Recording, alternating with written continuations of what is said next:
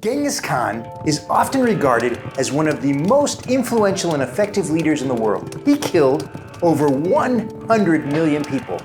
Mao Zedong, the founder of the People's Republic of China, is believed to have killed more than 50 million people.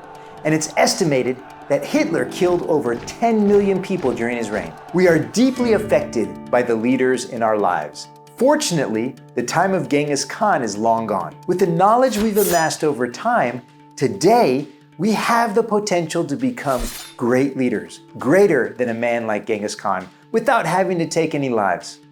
And though learning a martial art may point you in that direction, it's actually far from it. The martial arts, with their core values, offer an amazing way to learn the art of leadership, so that tomorrow, we have even better leaders than today. I just finished reading Leaders Eat Last by Simon Sinek.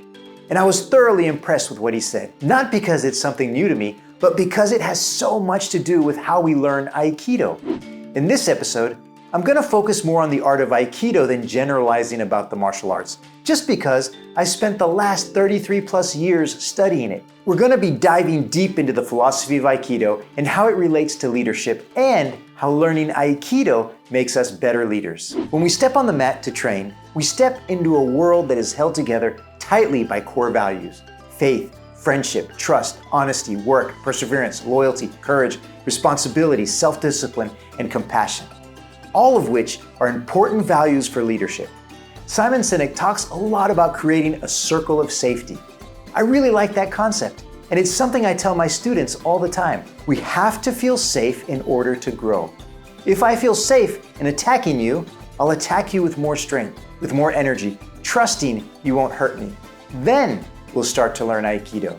If you are in a position of leadership and you make those under you feel safe to explore, to grow, and to do their job, you'll get better results. I worked with this one company where I was always afraid that they would fire me. I did only what they asked me to do, never more, and I never tried to do better. Why? Because if I accidentally did something they didn't like, I'd get fired. That really sucked. And interestingly, I didn't last long there. A while back, I couldn't make it to class. So I asked one of my students to teach the class.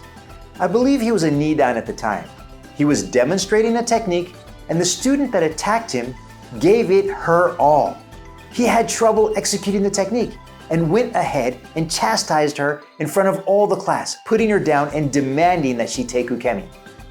When I heard this, I was shocked and deeply hurt. I had failed to teach my student how to be a good leader. He put her down in front of the class, humiliating her for being honest and putting her best into the attack. I have always taught everyone to attack hard, and if I can't do the technique, then that's great because I'm being challenged to learn.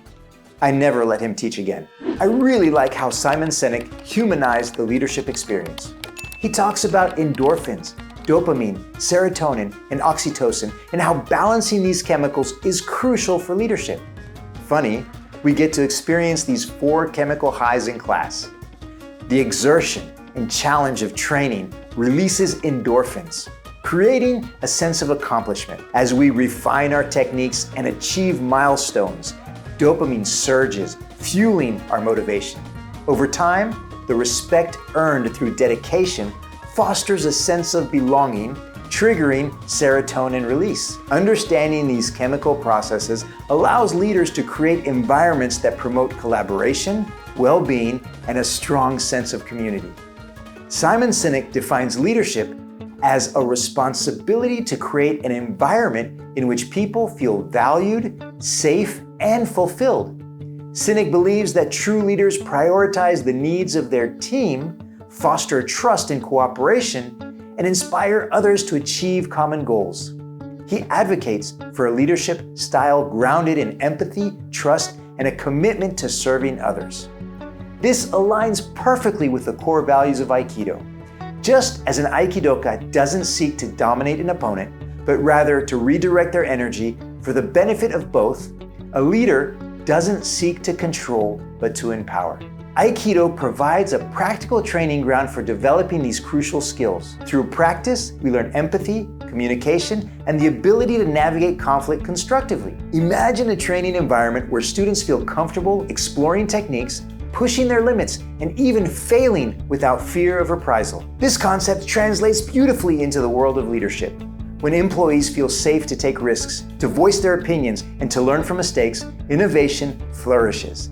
Think back to a time you felt undervalued at work. Did you go the extra mile? Most likely not. The art of leadership isn't very different from the art of Aikido. I was never formally taught how to be a leader. It's kind of like finances. You don't learn how to balance your checkbook in school, but you'll have to do it at some point in your life. Leadership is no different.